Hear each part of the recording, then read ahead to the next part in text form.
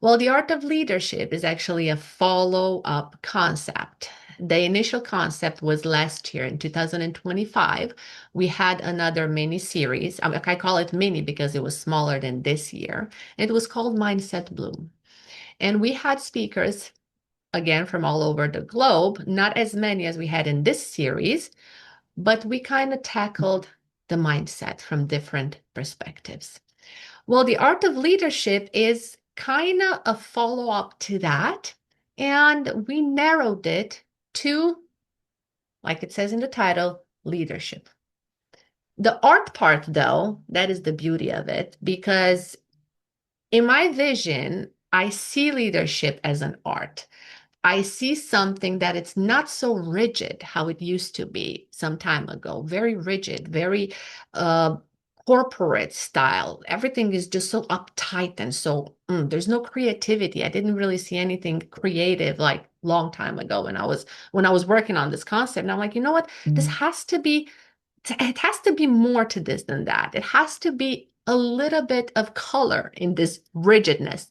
So the art of leadership kind of tried to put this color in it. We are here. We're going to talk about serious subjects. We're going to tackle some serious concepts and very, very uptight, if you want to say it, but in a more mellow and better flow.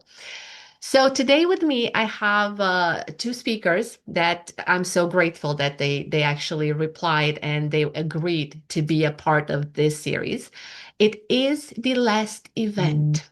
Yes, it is. We managed somehow to make it to the last event. We had 5 events this year, and you're gonna get in the chat, you're gonna get the link to our landing page. All of them are recorded. You can go back and you can watch each one of them. And I promise you, you will find something of value in each of those videos because the speakers we had, they were just fantastic. With no further ado, I would like to invite with me on the stage our two guests, Nicolae Mogos and Judith Raymakers. Nicolae and Hello, Judith. hello everybody. Hi. Hi. Thank Hello. you.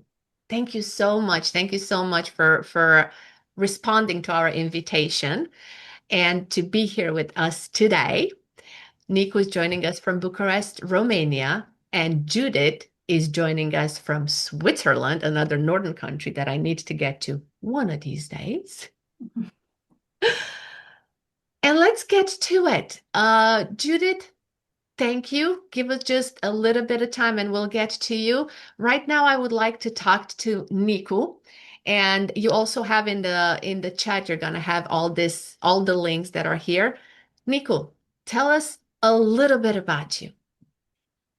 Well, I'm gonna put on a presentation because that's more visible. But first of all, hello, beautiful people. I'm really grateful to be with you here, and thank you for joining us.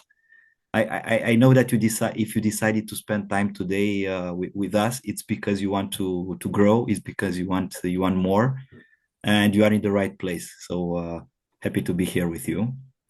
Thank you. Um, I prepared the presentation, so Super. it's always not easy to present yourself. It's the hardest thing that you can do, actually. I've learned Yeah, that a long time ago. To talk about yourself, not easy. yeah, exactly. So I was thinking, who am I? And that's a question that I'm asking a lot myself. I do it like every few months, and I realized that first of all, what I am, the roles that I love the most, it's the role of father, of husband. I'm a sport guy. I'm a sport enthusiast. And then I'm an entrepreneur. I'm a leader. I'm a trainer. I'm a speaker. And I have now almost 20 years of building human-based culture. This is my specialty. So working on putting the employees first. And my superpower in the next few years will be to build Can Do Network, the company that I started this year, and continue to put employees first. So that's my superpower: to be a dad, to be a husband, and to be now an entrepreneur. Um, and I will not say more about me. I don't know if you have if you have any questions there. If not, I will enter in the topics that I wanted to talk to you about today. Actually, I do have a question. Let me Please. check the screen too. Why did you say yes to our invitation? I said yes because I like to give back. I'm at that moment of my life where I've gathered a lot of information, a lot of experience, and I've been through a lot of difficult moments, through a lot of great moments, and I have now the balance to give back to the others, and I have a lot to give back. So that's a right place to do it. Perfect. Thank you. Let's see. Thank you. Let's see. Yeah, exactly. So I was thinking of what to present to you today, and I had three things in my mind. The first thing that I had is that nobody else will do it beside you. So it means that you are responsible for your growth. We are responsible for our growth. Nobody else will try to be there for us beside us. Maybe we'll get support, maybe we'll get some friends in the on our way, but in the end the only one really responsible for our growth is ourselves.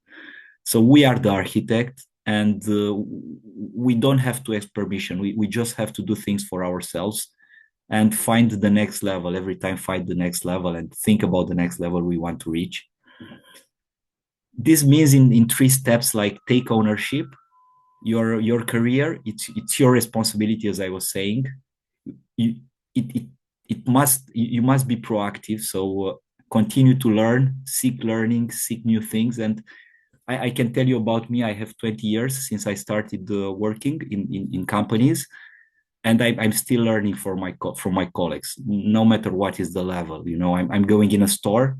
I work in retail.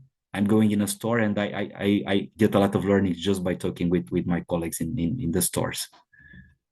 And last but not least, measure your progress. It's very important to always measure where we are, you know, to look in a mirror, like can be an imaginary mirror or can be a real mirror, and to just to understand where we are in this moment, where you are, just to see what is the progress that I made in the last few months. So first thing, nobody else will do it for you. You have to be there for you, have to support yourself, growth. Next thing I will say to you is say yes to opportunity.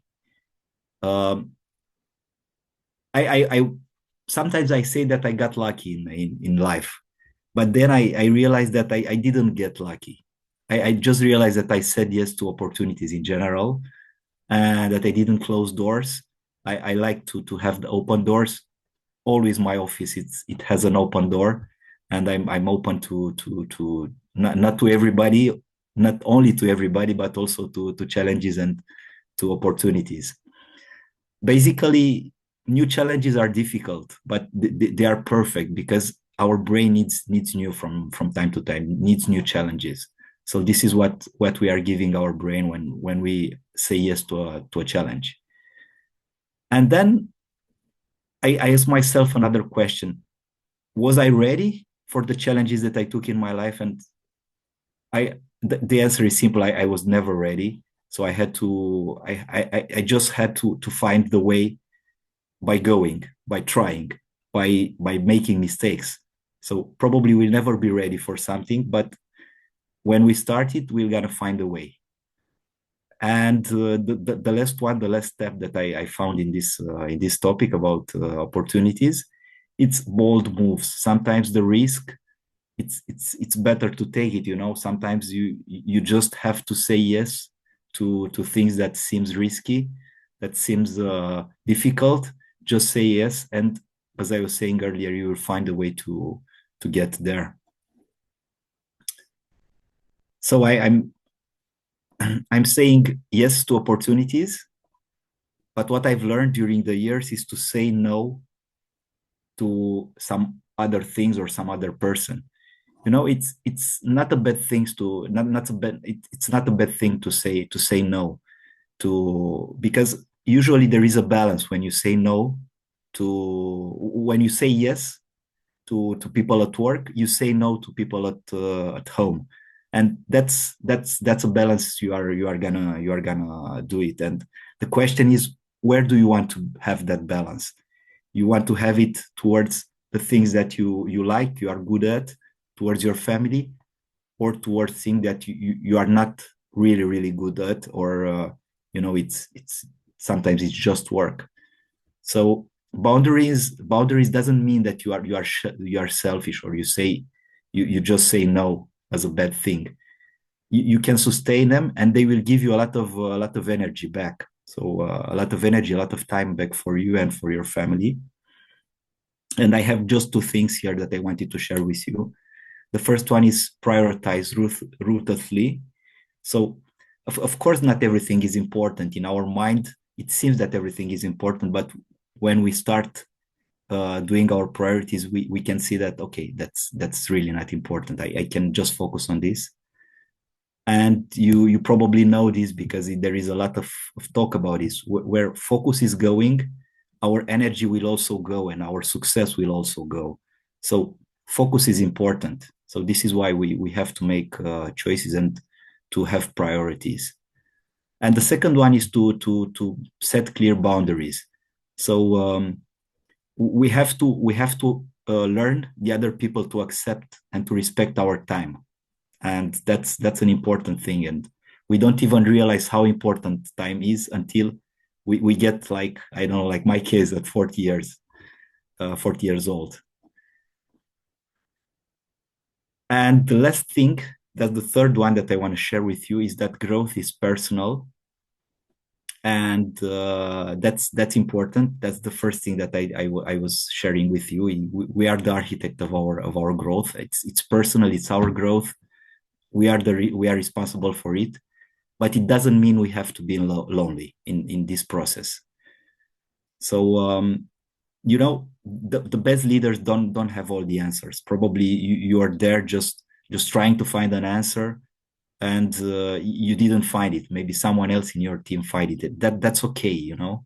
Self-awareness means knowing when to ask for help, for support, when to reach out to someone else. That's part of the process. So that's definitely not a weakness, that's a strength, to know when to ask for help. One other important thing that I learned during the years, it's that the network, it's one of the most important thing you can build for yourself and for your growth. There are you can reach out to mentors, to coaches, to friends. The important thing is to have around you persons that challenge you and support you in the same measure, to have always a balance. You don't want people that will tell you, yes, you are the greatest person in the world. You don't want people that are going to tell you only the bad things. You need people that are going to challenge you and support you in the same time. So we say that the biggest evolution comes at the limit between challenge and support. So this is why you need this type of person around you. And the last thing that I want to share with you, the last step in this part, is the growth will appear when you will start to look for the path that it's already taken by other people. If you will find the examples of what you want to do, you can look at person that already did it. It's my case. I tried a lot to do so. You can look at the person that already did it, and you will win years of experience, years of mistakes, years of energy, and of creativity and inspiration for you.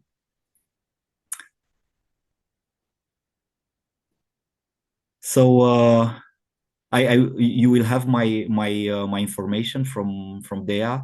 That was for me today. For me, if there are any questions, or Dea, if you want to challenge me, I know you Oh, like I can't this. wait. I can't wait because you've touched on so many points that you just worded it differently. For example, the part that you mentioned, and when I say it, you'll recognize it. Where attention goes, energy flows. That's one of my little mottos. Whatever you're focused on, whatever you're looking at and you give it your all, that's where energy goes. Everything else kind of like it's there, but it's not like in your forefront. And I not that I want to, I want to do it more, but I'm often reminding myself because men are different than women. We women juggle so many things sometimes in a day. You have kids, you have school, you have job, you have this, you have that. And if I get too thinned out, like I'm trying to pay attention to all these things, like in the same time, because I'm superwoman, I can do anything I set my mind on. But it's not true. It doesn't work. So I got to remind myself, where do you want to give your utmost focus on? And that's where the energy is going to go. So the challenge that I have for you, Nico, is how do you feel this? Like the question, how do you feel this in your day-to-day life? Because you're not just Nico Mogos, CEO of Intersport. You're so much more. How do you manage this? Well, first of all, I'm just telling myself every day that I'm the priority, in order to be able to do the other things in your life, like to be a CEO, to be a father, to be a husband, you have to put yourself first. So Mhm. your time is the most important, because otherwise you don't have time for everybody, for anybody, for anyone else. So this is one thing that I'm doing, and I start every day by focusing on myself. What is gonna happen today with me? What I want to realize at the end of the day. Is it for my family? Is it for my business? Is it for Intersport? These days, this day, it's for whom? What do I want to achieve at the end of the day? And this is the thing that I'm starting my day with. And like I was saying, I always measure. At the end of the day, I'm just putting the results on the paper, and I see if I did what I wanted to do. And that's amazing, because at the end of the day, if you really finished what you wanted to do during the day, you will have already the feeling of achievement, and put this one by one, day by day, try to pile up everything, and you will see that this will give you a lot of energy and a lot of inspiration for what you want to do next. And you will understand, not only that you will understand, you will feel that it's important to put yourself first. And this is going to be part of you. I love this. I have the same mentality. If you ask anybody around here in our house, and if you ask me who's the most important person in your life, and other people would expect to be, oh, my husband, my kids, no, me. In my life, I am the most important person in my life. Nobody else. Because if not, I'm not okay. Nobody else will be okay. And everything you just said ties in with another thing that you talked about, which is assuming responsibility of your own growth and your own evolution. It's nobody's fault, in parentheses, in quotation marks, that you are unhappy, that you are not performing at the level you want to perform, that you are unhealthy. You are the only one responsible. How did you got that tied into your growth? When was because there's always a click that happens. If you remember, when was that clicked when you were like, God, beep, it's me. It's me. I gotta do this. Nobody else will do it for me. When was it? For me, it came quite early. I would not say that I was a professional. It came during high school. I started to work for the thank you. Mine I was way started later. to Yeah. No, I started to work for my high school newspaper. Mhm. So I had a very good mentor during high school. It was my teacher of Romanian language. Okay. She was really great. She was like she was trying to test things, and she was trying to give us, to empower us. And I had a great mentor, and I was quite early into doing this. I was part of a foundation. I was writing for the newspaper of the high school, and I started early doing this. And what I've learned through this process was that I have to take what I want, because nobody else will care about me and giving me things. I am the only one that is really capable of taking what he wants. Hmm. So that was the thing that I learned, and I took it all over my life. If I want something, I go grab it. Yes. Yes, that's the spirit. Go grab it. And also, don't blame anybody or anything for your own misfortunes because nobody has nothing to do with it. So, right on all this, one final thing is can do network. What's the vision? What what's the motor behind it? Well, by talking to friends and to colleagues and to people, a lot of people around, I realized that people see the misfortunes, as you say, first. So you see that you don't like something, that is something it's not okay for you, and basically you carry your problems from work at home. And as I was saying, you say yes to everybody in front, and in the back you say no to your family. And my vision is it's to help employees have like a 360 degrees vision. So to look for a work where they love what they do, where they come with pleasure every day, so that they can have pleasure at work and at home in the same time. They can have sometimes a bad day at work, a bad day at home, but to have a balance. Mhm. So what we are trying at Can Do Network is to balance the employees, to help them get the most benefits of the work, to assume responsibility for what they are doing, and to look for growth.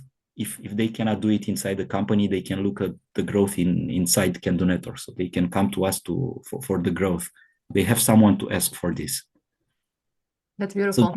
that's the basic idea. We want to help employees to get balance in their life. So we are not only focusing on companies, Mhm. we are focusing on employees as well, and we are looking for this balance. We are gonna help them. We know how to do it. Because you can.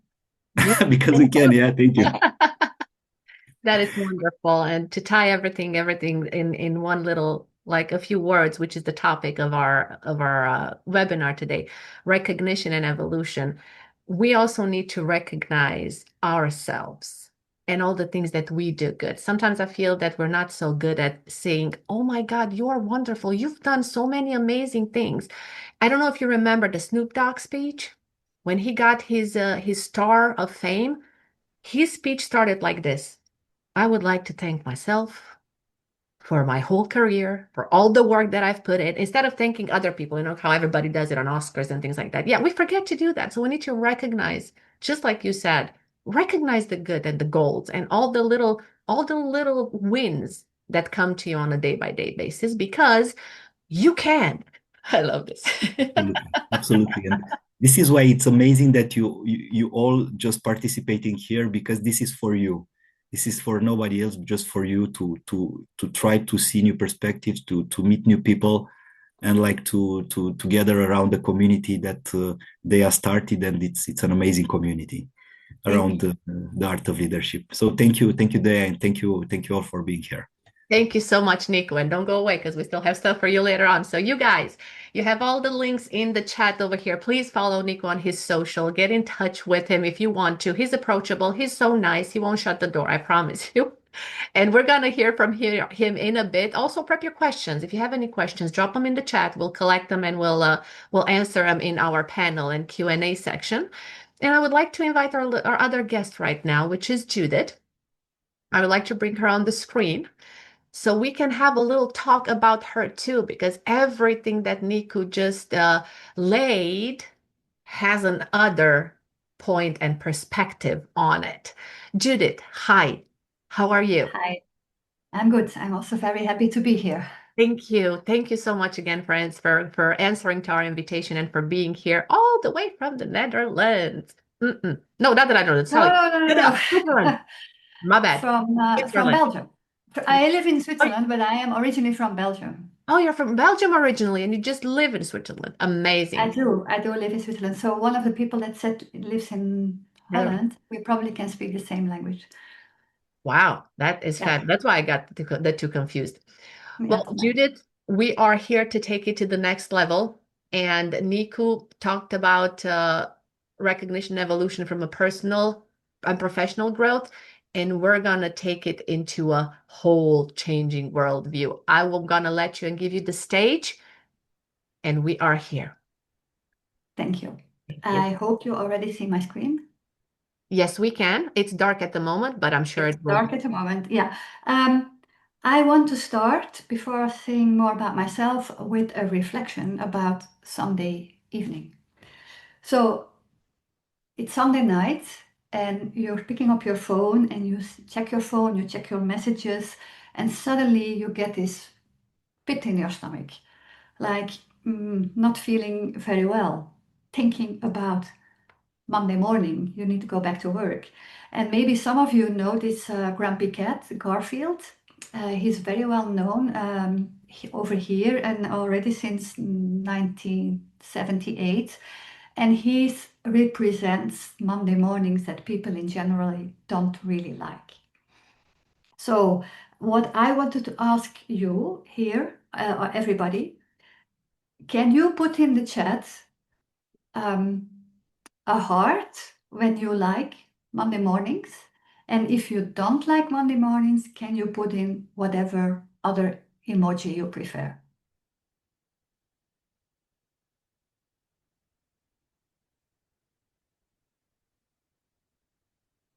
Okay, let's see what's in the chat. That is not opening. I see there are, here we go. I don't see a lot of hearts in the chat. Does that mean that most of you, except for Nico. Nico loves Monday mornings. And yeah, I think, Nico, it looks for me like you're one of the few who loves Monday mornings, who is motivated to go to work on a Monday morning. And you're one of the few, because from research, we know that less than 30 people really are engaged and motivated at work. And that's really bad. And it's really sad, actually, because we all need to work. And if motivation and engagement is so low, that doesn't feel right to us. And that's why Motivators at Work, we decided that we want to change that. So the vision that we have in our company is, let's make people love Mondays again. So I did not prepare such a nice presentation about myself as Nico did, but I'm Judith Raymakers, co-founder of Motivators at Work.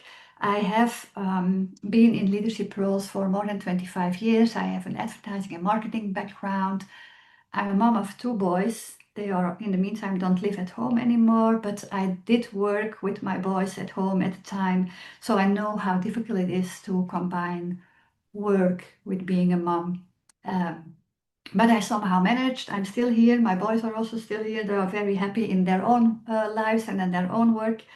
And about 8 years ago, I met my business partner, Max Hunter, and we founded Motivators at Work. And then also this mission about making people love Mondays again. And there are different ways of doing that, but from our experience, we noticed that if you create teams people really love to be part of, you're actually already increasing motivation a lot. So in our opinion, one of the most important leadership skills is to create this happy Monday feeling for your people by creating great teams. So everything we do at Motivators at Work can be summarized in this one sentence: bring people together to connect, build trust, and co-create a better future.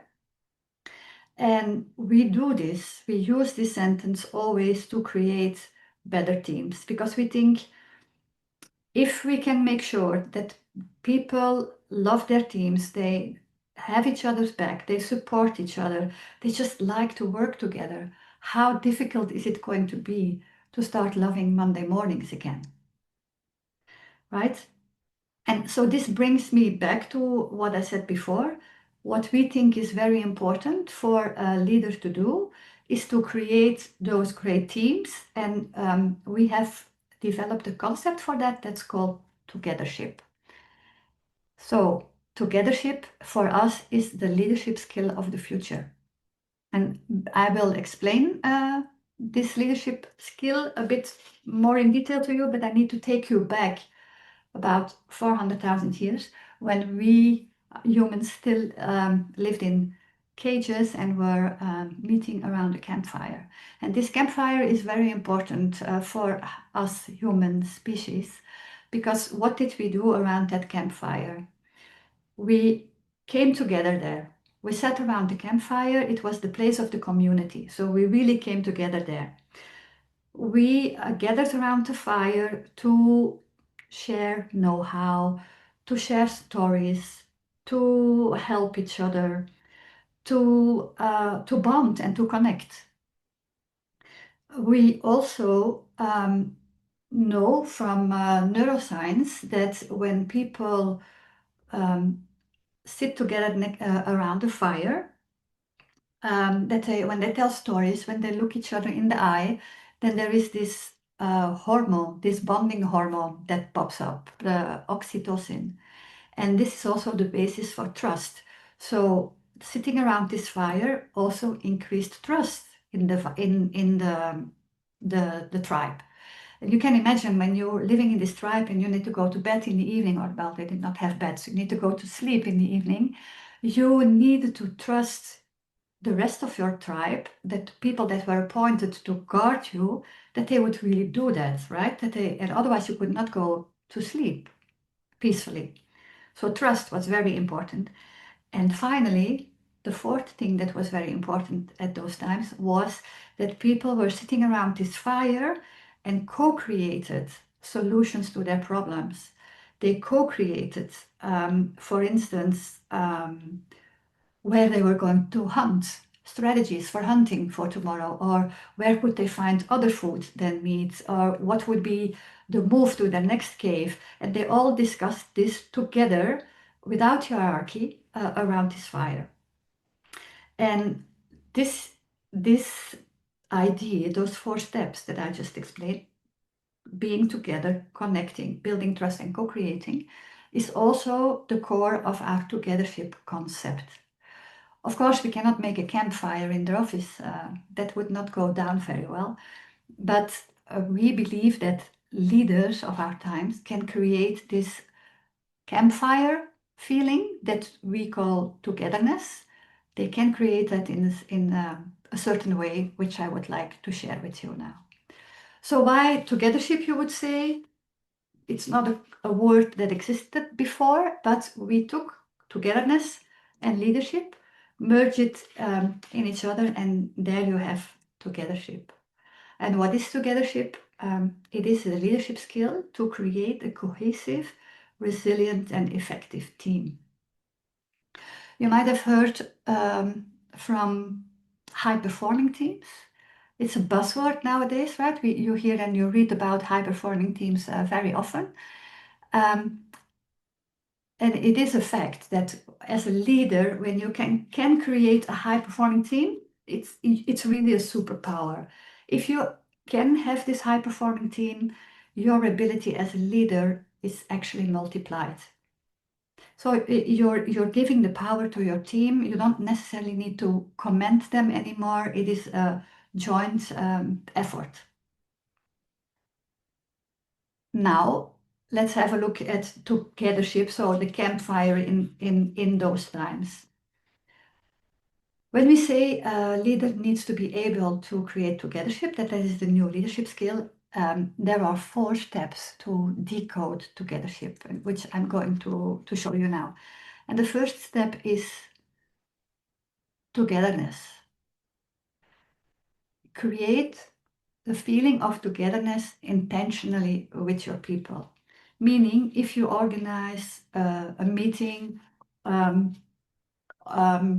weekly meeting or a monthly status update, make sure that you know why you bring those people together. You need to bring them together intentionally. Not if it's just to share information, you should not do that in a meeting. You can also just send an email. But bring people together intentionally means they need to interact with each other. They can learn from each other. The intention need to be there for real togetherness. That's the first step of the code of togethership. Then the second step is connect your team in a human way. Meaning, when they come together in a meeting, don't directly dive into KPIs and status reports, but give them time to talk to each other, to ask how the weekend was, or to get to know each other during a meeting. And I would say, especially for hybrid teams, it's very important that you give those hybrid teams the chance to do more than just look into a screen at a PowerPoint or at an Excel sheet. Give them the chance to talk to each other. Make this more personal interactions part of your meeting culture. So that's a second step, connect on a human level. Then we're going to the third step of the Togethership Code. That's called building trust. And not just transactional trust, but really vulnerability-based trust. Meaning that your people or you as a leader need to create an environment where your people feel well enough to share feedback with each other openly, to admit that they made a mistake, to say, I don't know this, to have questions, so that you just feel well to be open about what's going on. And the best way you can do this is by role modeling, by being that kind of leader yourself, by telling people as well, actually, I don't know that. That's what Nico also said before, right? You have the right as a leader to say, I don't know that. Or you need help, or ask for feedback, but just create this environment where people feel that they can share in a very open way what's bothering them. Psychological safety. I wanted to try to avoid that word because I find it difficult to pronounce, but that's what it's all about, right? And then the fourth step in the Togethership Code, which you need to crack, is the co-creation. If you can, together with your team, co-create solutions to your problem, you automatically create buy-in, and the accountability will be way higher than when you tell them what they need to do and how they need to do it. You can also use all the brains in the room, right? So if you bring your team together, everybody knows something different, and the solution that you will come up with will be so much better than when you just give a solution as a leader. So these are the four steps, the four keys to create togethership. We tried to make some movement in here, and so this is togethership. So those four steps, let me quickly, or not quickly, let me just remind them again. So step 1, intentionally bringing people together. Step 2, connecting people on a human level. Step 3, creating a vulnerability-based trust. And the fourth step, co-creating a better future together. And if you go through those 4 steps, you will have created a team based on togethership, and a team that will love Mondays. So that's the concept of our new leadership skill that we developed about a year ago. I also brought a present for you, for those who are interested. This is a free assessment, a togethership assessment. You can scan the code, and then you will come to the assessment. We would only ask your name and email, and then in the assessment itself, you will directly see the results for your team. And for those who are really interested to learn more about Togethership, my co-founder Max Hunter has done a keynote on successful teams. You can see that here if you want to. And so here you have both QR codes in case you want to either do the assessment or deep dive a bit more into Max Hunter's TED Talk. Yeah, that was it from me so far.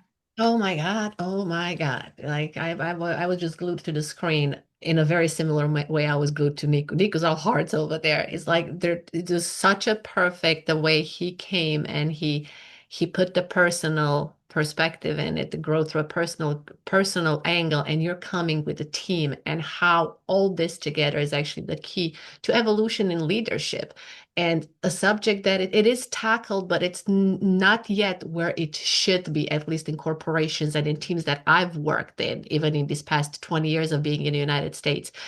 Romania is totally different. Over there, it's a little bit, it's more than this. But on a global scale, I have a question for you, Judith. On a global scale, where do you think we are in this concept of being motivated and love Mondays? Well, there is a lot of material about that in research, right? And we check that every year, and it's going down instead of up. So I used 30%, and that's what I was actually very generous because it's less this year. Mhm. So as in the US and in Europe, um, in those Gallup surveys, people that are really motivated and engaged, it's only like 26%. Meaning that like almost three-fourths of the workforce goes to the office and is not motivated or not Right. engaged with, which is really a shame. It is, it is. And you said that it's going down versus Yeah. going up. What do you think the factors are that influence this? I think people are still suffering a bit from COVID. Okay. Because COVID did break somehow the way that we work together. Lots of people have partially home office, partially they need to come back to the office. Also, think people that were used to be at home and did not need to commute 1 hour, they now sometimes need to go back to the office. That's quite demotivating, right? Mhm. Once you had a very nice situation at home. Then we see also more and more global teams. So larger corporations, they outsource parts of the corporation to other countries. So there's more and more hybrid teams, and hybrid teams are very difficult to keep motivation up. So, and then in general, I think the situation the world is in today makes people very insecure, Mhm. which also has an impact on how they feel at work. Okay. Speechless, like it's amazing. I'm sorry, this is quite No, no, no, depressing, don't be what I'm sorry. telling you. No, don't be sorry, because I think it's good to discuss about this and to acknowledge all the factors that are coming from the outside. And to me, I wasn't expecting for you to tell me that the motivation actually goes down, and it went down in the past years. But now that I look at it and I'm thinking about everything that happened on a global scale, and we know about all those things that happen, major things that did influence us probably rethinking our lives and be like, okay, so why should I go to this job that I don't like? I have no drive to going to. Maybe I should shift. So maybe that could also be a thing. People are shifting careers. I left from my corporate job because I got to the point where, like, I don't like going to work, not just Monday, any day of the week. I don't like to go to Yeah, that job. it's even worse. Yeah, yeah. It's even worse. It was no longer, it gave me nothing except financial security. Hmm. Yeah. And the question to you is, how important do you think it is financial security for a person to be motivated versus a fulfilling sentiment? Yeah. So we always say that salary or the financial part of a job is like a hygiene factor. Uh-huh. If that's not there, it's very difficult to motivate people. If you're underpaid, or if you know, okay, my colleague is doing the same job and earns like 20% more than I do, it's very difficult to motivate that person. So the financial part is really a hygiene factor. That's it. That yeah, it is like that. Mhm. Like, So it has to but be there. it needs to be fair. Needs to It be does fair. not need to Right. be very high. We also know, I don't know, I think, but this is a figure for Switzerland, and I don't want to shock anyone, but there is a certain amount of money that you can earn per year, and in Switzerland it is like 80,000.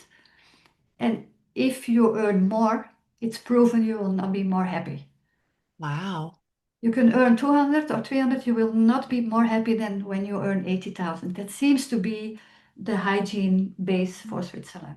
Hmm. And I can imagine there is a base like that in every country. Hmm.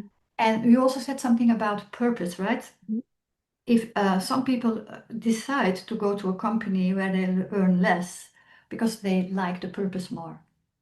But we are not all so lucky that we can go and work in a company with a great purpose, because there are companies that we need, and we need people to work in companies, even if the purpose is not the greatest. But then it's important for those people to be in teams they really love to be on, because then your purpose kind of becomes a micro purpose, and you say, I love to go to work because I see my colleagues and I know that we can do great things together, or at least we can have a good time together, and we will make sure that we reach our goals. Mm-hmm. So it doesn't need to be a big purpose for a good cause. It can also be just feeling well in your team and together reaching your targets. What we nowadays call micro purposes as well. Mm-hmm. Every day something nice happens.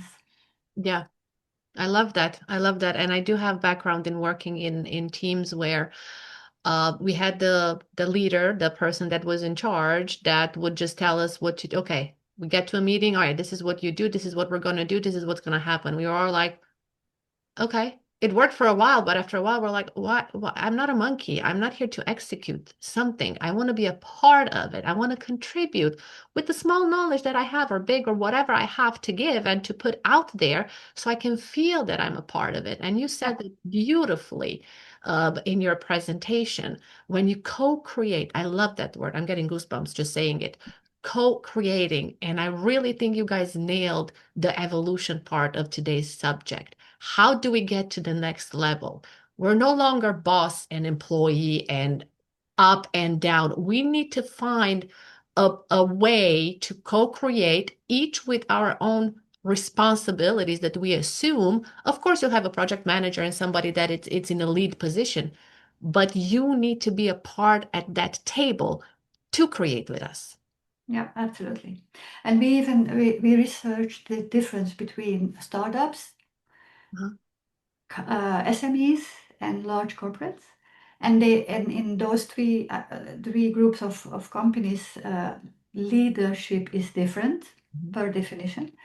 But what people want in all those companies, they want to be able to help, to create, to co-create, and to be connected mainly. And that you see in all companies. The connection is very important nowadays. Mhm. So here comes the leader's job to give away power, not hold it all to himself or herself. Absolutely. Yeah, Give power and credit and let the team hit their head against the walls and be the ones to come up with solutions. So you no yeah. longer have to do everything for them. That's also what Nico said, right? And that Mhm. was also when he said that resonated with me. Like, as a leader, you don't need to have all the answers. You should not be the smartest person in the room neither. You No. have people around you that can help you, and everybody has his skills, and you just need to pull them all together. As a leader, you're doing your job when your team does the best work together. Kind of like an orchestra. I have Yeah, classical music training for my whole life, and when you have the conductor there, he doesn't play the tuba, he doesn't know how to play a piano or a violin, but he just orchestrates, and each one of those instruments uses the skill that they have. Love it. Love it, absolutely. love it. Judith, thank you. Thank you You're welcome. so much for this. And I'm going to ask you to stay here because we're getting to the panel part, to the Q&A section. And those of you that are here with us, thank you for still being here with us. Please intervene. If you have a question, if you have something that you want to add, if you have something that you want to ask, please put it in the chat and let us know, because we really want to be here for you. Nico, I want to ask you to come back on the screen with us. And I'm also going to introduce Ada, who is a member of our team, and she is here and she is helping a lot in the chat. She's the one that she's been buzzing over there. Ada, I know we skipped the introduction part, but if you can just let everybody know 2 words about yourself and then what we're going to do here in the next few minutes. Hello, everybody. I've been here with you the whole time. I'm not gonna say too much because I'm on the same journey as you are, and I'm also here tonight for my own growth and also for giving back. So let's keep to the part where we introduce our mentee and give you guys that are already here tonight the floor for your thoughts, your insights, your challenges, or anything else you want to share with us tonight and with our wonderful speakers. Thank you very much for your presentations. So here goes the Menti. Super, super, super. And I'll also put a link in the chat for those of you who don't have a phone available. I don't think that's the case, but Something to say. So the big question we have for today is, what challenge are you currently facing related to recognition and evolution in leadership? We're going to give you a bit of time to answer those questions and put them in there. You have the link, and the code is 21807520 for you to actually access this. And while you do that, give you a bit of time, I want to ask Nico, how did you feel when Judith came with that overall view? What did you feel when she just embraced the whole thing? It felt like, we are working for the same, we have the same, like the same mission, the same purpose. So it feels like we want to help employees, to support employees, to empower, to get more power, more desire to do things, to get more pleasure when they go to work. Mm-hmm. And on the other side, we want to help companies to have motivated employees, to have better productivity, better results in the end, because it's all connected. If you have a happy employee, definitely that employee will bring you a lot more than an employee that is just coming to work just to get a salary. Mm-hmm. Mm-hmm. So it feels good to see that we are a lot wanting this, that we are gathering ourselves. It feels like we are creating a community here. Oh, we are. That's for sure. We are. A year long it's been in the making, and thank you for saying that. Now, challenge for you. Judith is coming from with her data that she has. You heard the number, right? About 80,000 in Switzerland. What would be your wildest guess for Romania? I would say if it's more than 2,000 euro per month, this means like maybe 25,000-30,000 euro per year. Okay. So that somewhere around that area. That would be a fair compensation for an employee to have that, because you do need that financial security. You have kids at home, you have things, you have bills. I mean, you need to know you have a base that you can live on. Do you feel that would be a fair number? Yeah. Okay. Yeah. And if you compare Switzerland to Romania, it's quite a good it's quite a good report. It is a good report. It's like absolutely. opposite. Then life is just extremely expensive here, right? So people earn more, but it's also extremely expensive. So you cannot just say, wow, they all earn a lot. No, I think at the end of the day, what we can do is probably the same in the different countries, right, with our salaries. That's true. It's a switch of mentality there in Romania. Probably it's happening everywhere. It's true that the salary is very important, and this is the remuneration in general is the thing that drives us the most. But people want more, so that's a trend that is coming. People want more. They want recognition first of all. They want to have a safe place to come to work. They want to be trusted, to be able to take decisions, to have some flexibility into working from home or working from office. So things are changing, and I would not be amazed if in 5 to 10 years salary will not be the most important factor in looking for a job. Yeah. Wow. That's a whole generation that is coming behind us with this kind of shift. And these are some things that I've heard from other leaders like around the world, and some that we had in our webinars and I had this firsthand when I've had a person in front of me and money wasn't the big worry anymore. They just wanted to be seen. They wanted to be valued. And this generation coming up now, they come to an interview and they're like, what can you do for me so I can grow and I can evolve?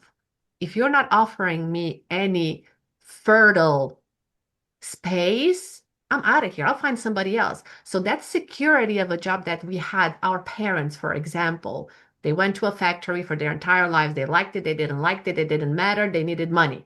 That's gone. People are not looking for that anymore. And these days, what I've noticed also is the shift in the market. Like you could have an employee for a year or a year and a half, and they get a better offer or something happens, boom, they're gone. So they're not going to be staying there just because of money. And I think that's fascinating too. I also think the generation Z, which by the way I love a lot, Mhm. they don't want to work full time anymore either, right? If they can, they prefer to do other things Yeah, than sitting in an office like 5 days a week. yeah, yeah. And that also has financial consequences, of course, but they're fine with that. True. That is true. That is true. And to the point when Nico said, when did he had the click about investing in himself and growing high school? It took me 30 plus years to get there, sir. 30 plus years to realize, you know what? If I'm not doing something for myself, who will? If I'm not going to start working on my dreams, who will? And this is, I think, the exact mentality this generation has. If I'm not working for what I want to achieve, who will? And it's just a bomb to the people that are still out there in their older age. They're not quite grasping this whole concept. But let's see what we have here. And yeah. And here's the big question. I love what I see on the screen. And here is the question for all of you that are out there in the wings. I would like to invite one of you to bring one of these subjects to the table for us to discuss it. Bring your own challenge to us. We want to help for the best of our knowledge and the best of our capabilities. Wow, there we go. It's gone. Abilities. I'll make it short. Let's see, what do you have? Is anybody who would like to come and tell us their challenge that they put on the screen? Or if it's not on the screen, that's fine. You can just bring it with you as you come. You just have to raise your hand. There's a little raise hand button. It's okay. We're nice. We want to help. We actually do. We actually do. It's interesting to talk to a person from their direct perspective. Anybody? Anybody? You don't have to, so don't feel obligated, but just I'm saying it would be nice. And if you don't, that's okay. Let's see, maybe you'll get a little courage after we dive in one of these subjects. So, which one of these challenges speaks to you, Nico and Judith? Is any of them that speaks to you and you would like to tackle? I saw one that is very interesting. Okay. How and when do we know we are good leaders, good managers for our team? And this is a question that I've been asking myself for the last 20 years.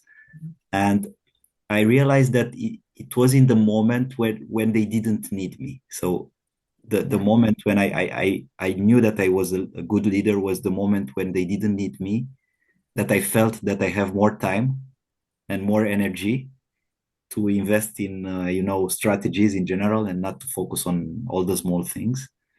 So the first thing is when they didn't need me, and the second thing when I had more time than before.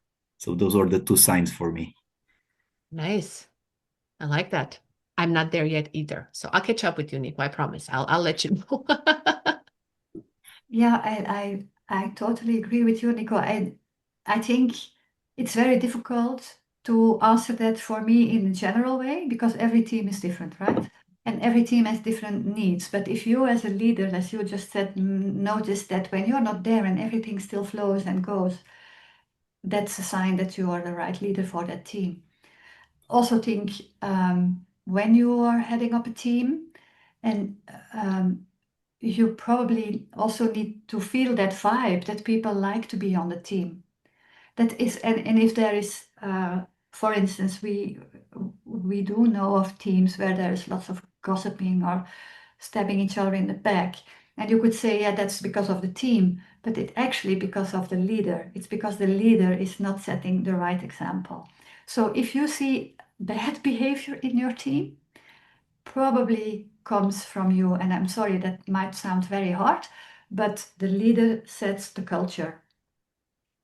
So look at your team. Is your team doing well? Are they happy with each other? Then you probably are a good leader. I love that too. I have actually a bad question. If you have a team member that approaches you and says, "Hey, I want to help. I'm here and I want to help." What does that say about you as a leader? It's a good sign. It's good. Okay. It's a good sign. The way I'm looking at it is first you've set a stage of vulnerability almost like they're comfortable to come to talk to you about things like this because there are leaders out there who you don't dare to knock on their door. I had to deal with some of those at one point. You're like, no, I am not going in there. It's gonna chew my head off. And I've been in that situation. So that is a good sign. You said you leave that open. I'm open. I'm here. Whatever it is, just come and tell me and be okay with it. Don't be afraid. Okay. I like And that. of course, that's difficult. But if a team member feels well enough and to go to the leader and say, "Hey, look, I know something's not going well, and I would like to help you," that for me is a huge sign of trust Mhm, in the relationship between the leader and the employee. And that can only be a good sign. mhm. And might depending on the leader. I mean, if the employee thinks the leader is not going to accept that and I'm going to be bothering him with that, he will not ask it. He will not offer the help. So it's really a good sign. Love it. And Love it. Yes. maybe a good sign it's also when they contradict you, in a in a way that you see they have the power, to contradict you. They have the trust to do it. And that's Yeah. amazing when you get there. Yeah, yeah. Wow. I Okay. see Juliana's here with us, and I'm wondering if she would like to say some things. You're the only one who turned on their camera right now. I don't have anybody else besides us. Hello, everyone. Welcome. I just know that I've seen that Nico is gonna be here tonight, so I just came to support him and see what other amazing projects he's involved in. So that's about it. Thank you. Thank you. Thank you for being here. Thank you so much for being here. Okay, so we answered that question. Any other one that we would like to approach? We have time for one more. Yeah, maybe if it's okay, Yes, Nicole. please. What can a leader do when feeling burnout and demotivated so that all that doesn't influence the team?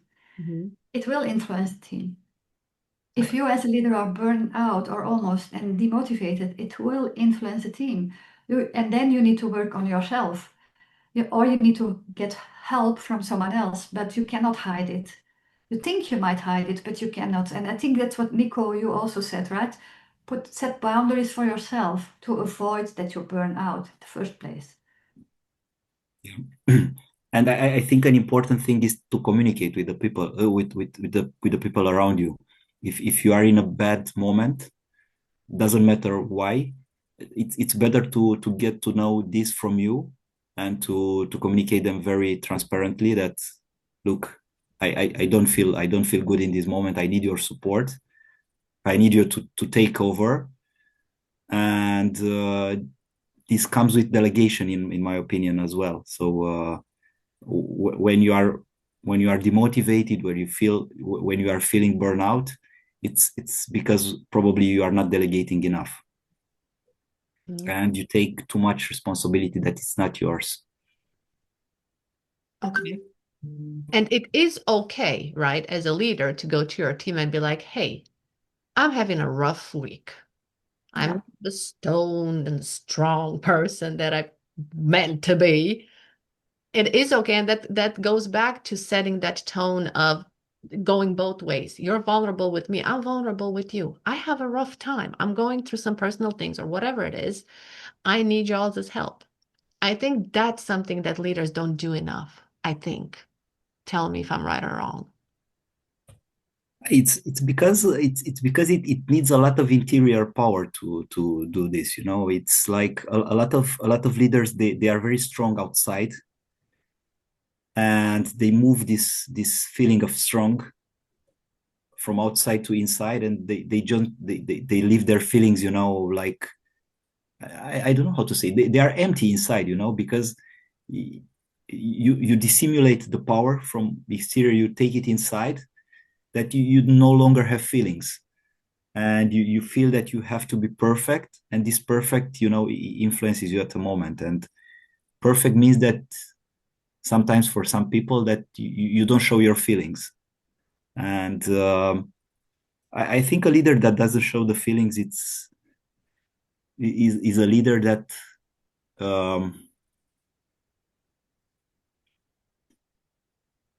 that will have it that will have some problems.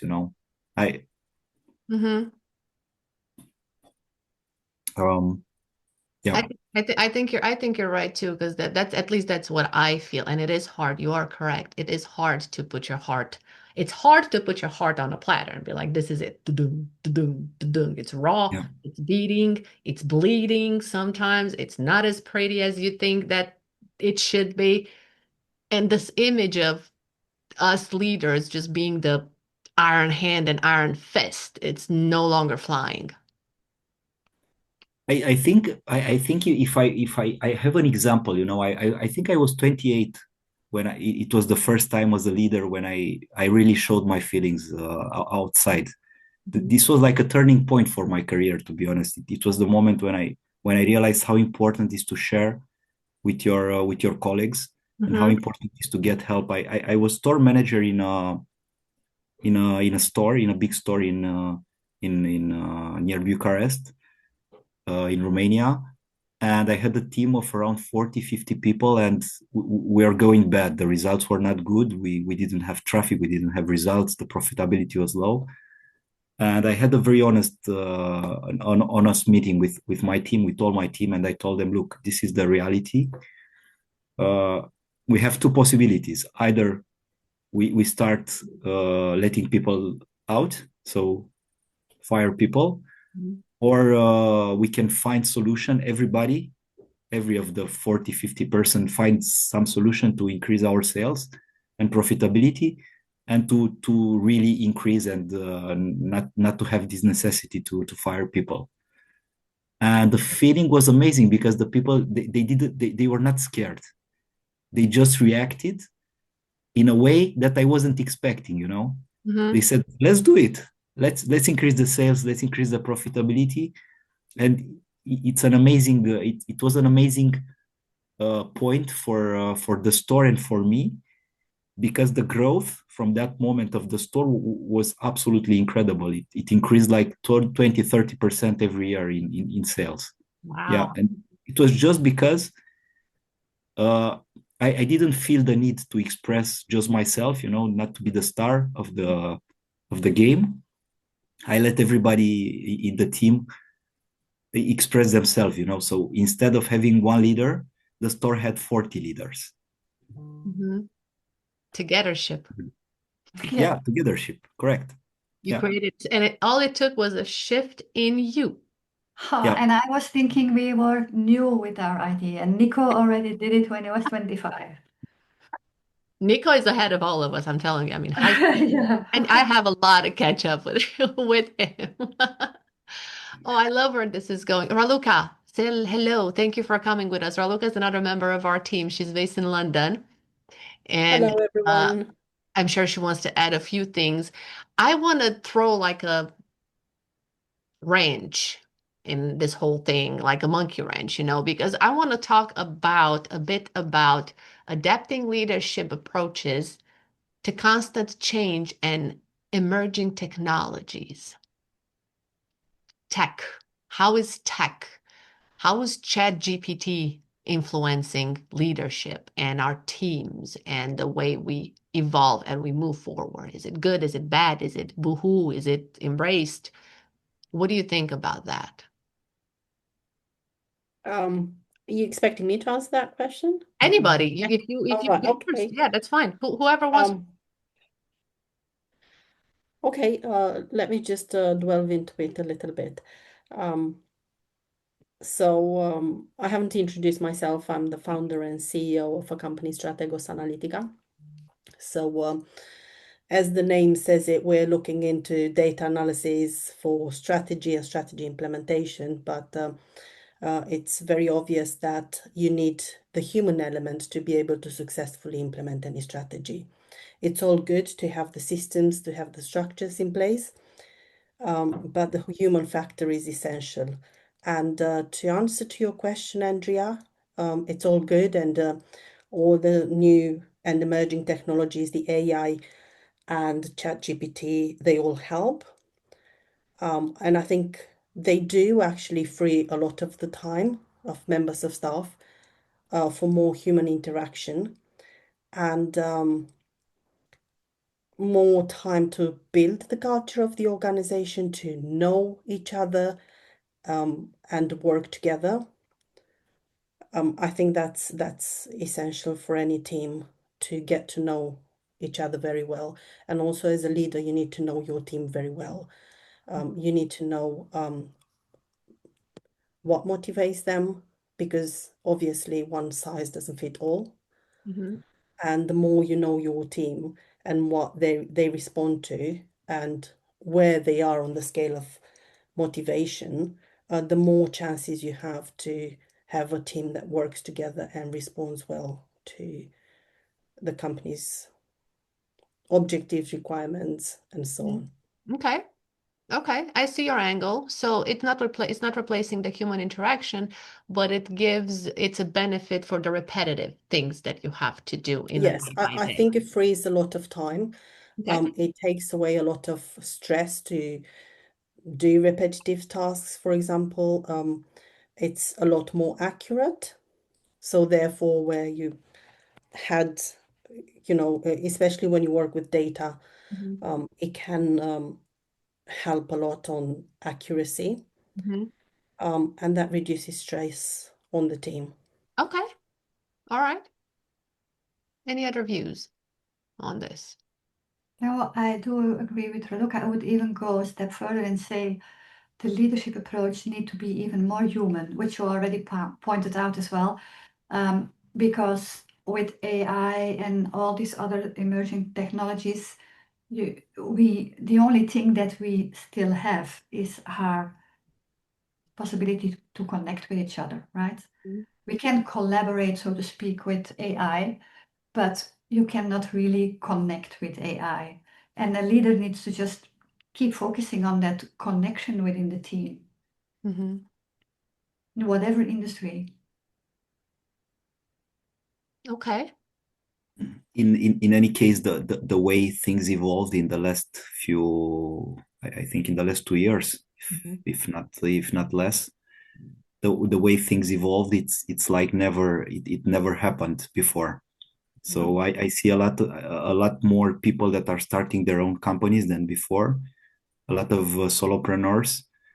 So it's not only AI, but it's also the technology. It's the social media. It's the way we have access to all sorts of technologies that are cheaper now or very accessible for everybody. So it changes. First of all, I think that the thing that is changing the most, it's the companies that are gonna drive the economy of tomorrow. So companies are gonna be different. There are gonna be a lot of companies related to technology, and we'll have a lot of young people who are gonna drive those companies. So Generation Z, as Judith was saying, so they are gonna be the next leaders. Yeah. So there are a lot of adjustments to make, but it's a reality. We have to accept it. We have to accept that AI it's very important to everybody, and it's creating jobs, it's creating businesses. And the only thing that I'm afraid of, it's taking some of our creativity. I'm a big fan of creativity. It's one of the I think for a leader and in general for everybody, it's one of the most important traits that we can have. Creativity is helping not only in a professional environment, but also in a personal environment, like spending time with your family, deciding what it's better for you. And I'm afraid it will somehow affect our creativity. That's the only thing that I'm afraid of, to be honest. I like that you brought that up because I'm also a creative person, and as everybody, well, those of you who don't know, I am very creative, and I was trained to be like this, and I grew up like this. And that's exactly, you put the point on it from my perspective. I often tell my kids, well, my oldest, Rhea, she's 11 years old right now, and she went to middle school. And in a conversation on a random day, I'm like, in 20 years from now, probably, if not sooner, you're going to have a job that today does not exist.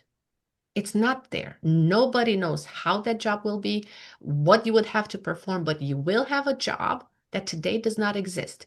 Think about not so long ago, social media manager. Who would have thought that would be a paid position and paid well, really well in some cases? Who would have ever needed when Facebook came in 2005, 6, whatever it was, that you would pay someone to manage your profile on social media? So the way, like you said, Nico, all this is evolving. And because we have AI for videos, we have AI for creating songs, we have AI for doing all kinds of things, us as humans, I don't think we'll survive without us creating, like me literally grabbing a microphone and singing instead of an AI creating the song and all of that stuff. I'm just giving an example. Or painting a picture, or get a robot to be like, I want a landscape and Godzilla in it. Sure, here you go, 5 minutes, bam, done. That's a good point. All right, well, we are getting close to our end. I know the event was set up for an hour and a half, but I'm glad we are still in the time frame.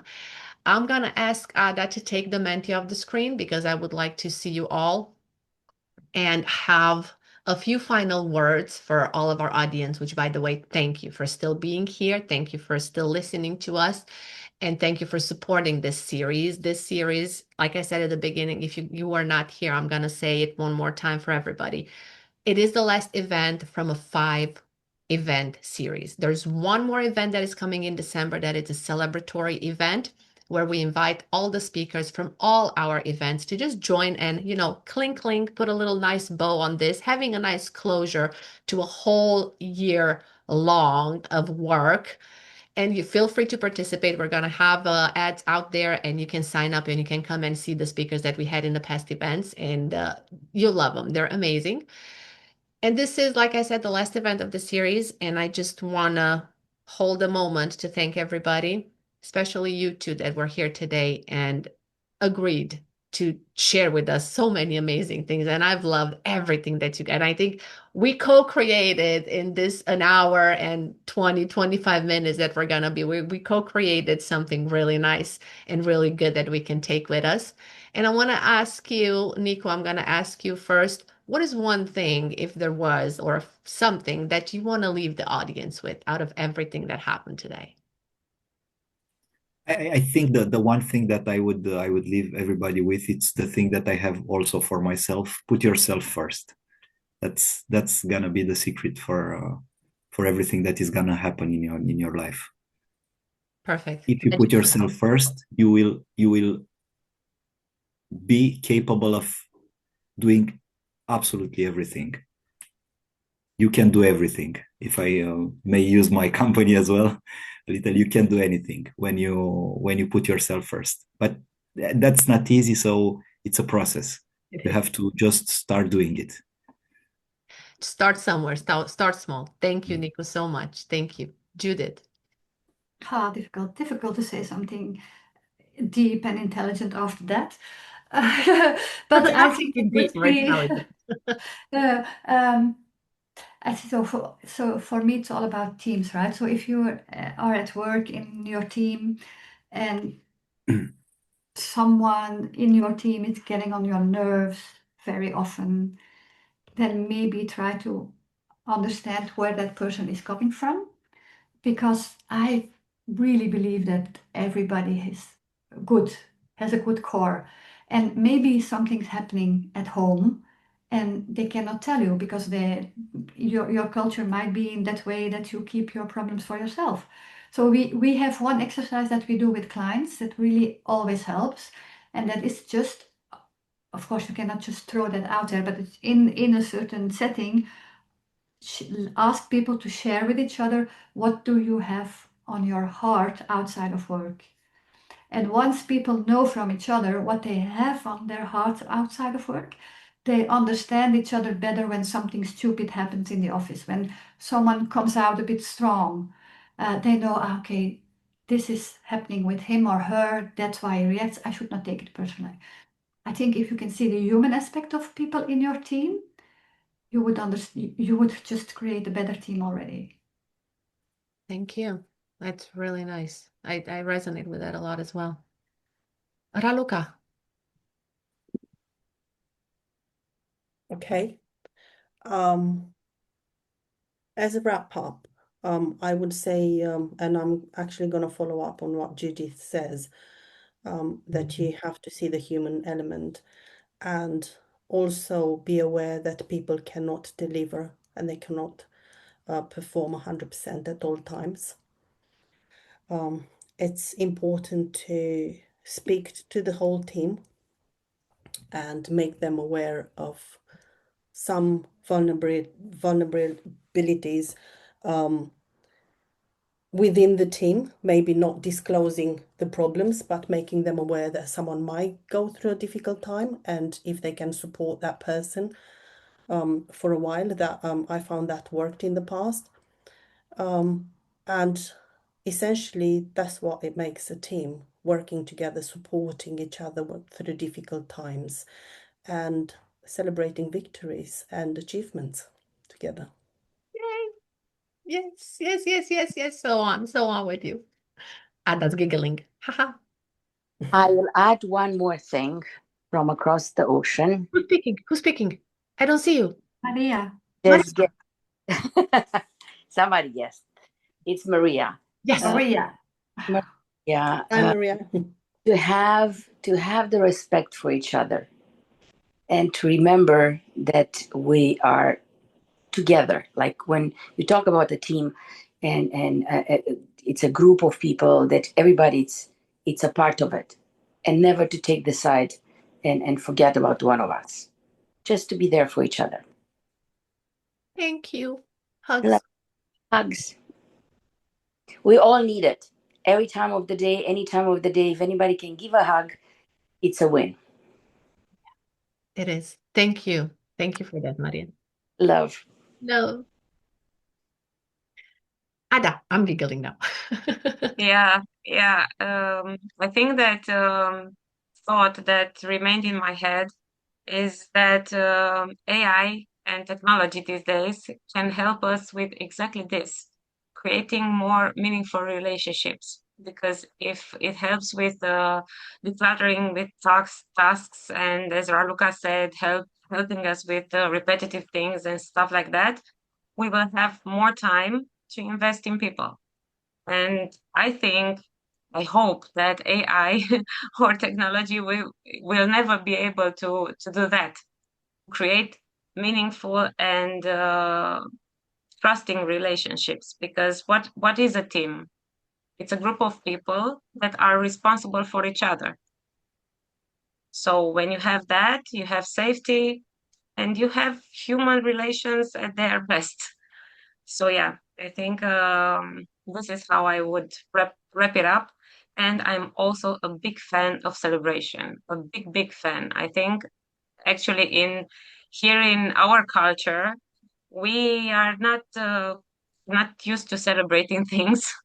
So whenever I get the chance and I remember, okay, so we have to celebrate, because that helps a lot in motivating, even if you also have mistakes or things that are not working well. But you need to celebrate and to look at what does work and try to do that more. So yeah, that's my final thought on this. Thank you. Thank you, Ada. And I would like to add something. I'm going to repeat myself, but this being the last event of the series, one of the reasons that I wanted to have this whole series and to work on it and to find people to have a similar vision and to get on board with them is because I wanted to learn. I wanted to become a better leader. I wanted to understand. I wanted to be in a position where I can look at myself and say, damn, girl, you did it. You actually did it. And I chose to do this and bring all these amazing people like you all over here. I'm not talking just about the speakers. I'm talking about my team that is here, Ada and Raluca, and one more is over here. I think Alexandra is here. I'm also talking about the people who participated and who wanted to be more open in absorbing something to help themselves. That was like a small thing to do, to Nico's point. If you don't do something for yourself, nobody will. So you that are here and clicked on that link and registered to come to our event, thank you. Thank you for doing that. You did it for us, but you did it for yourself as well. And to recognize those who stood with me, I want to give a huge, huge applause to Ada, Raluca, Alexandra, Vicky, Gabriela, who was here with us for a while, but she's not here anymore. Stefana, who's also part of the team. Without them, this series would have not existed. It just wouldn't have. And we would have never met. That's right. Think about that. Nico, I would have never met you ever in my life. Judith, not so much. If Raluca didn't go to that Work Human event to meet Max, you wouldn't be here. So everything comes together just by a simple choice, just by doing one simple step for yourself. So thank you all. I appreciate you. Lots of love, lots of hugs. Keep an eye on us because next year there's more coming. We don't know yet. We're not going to say anything, but there's more coming for the next year. And next month in December, we'll have our celebration event where you're all invited. We're going to reach out to all the other speakers that were with us in the past 4 events to come on stage once more and just clink a glass of champagne and celebrate this entire year. Thank you, everybody. Mwah. Have a lovely rest of the day, night, morning, wherever you are, and we'll see you next time.